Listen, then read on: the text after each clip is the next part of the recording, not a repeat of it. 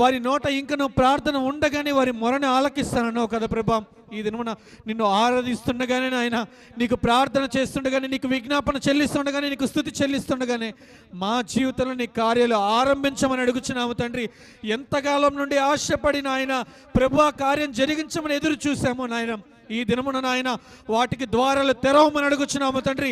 అడ్డుగొన్న ప్రతి బంధకాన్ని తెంచివేయమని అడుగుచున్నాము తండ్రి.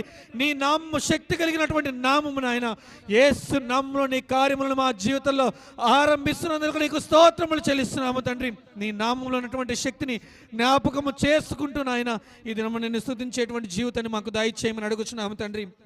అయ్యా, నీతో జీవించాలని, ఆ నిత్యరాజ్యంలో నీతో కలిసి పరవశించాలని ఆయన ఈ దినమున ఆశతో నీ సన్నిధికి వచ్చి ఉన్నాము తండ్రి. మా స్థితిగతులను మార్చగలిగిన తండ్రి నీకు స్తోత్రమయ్యా.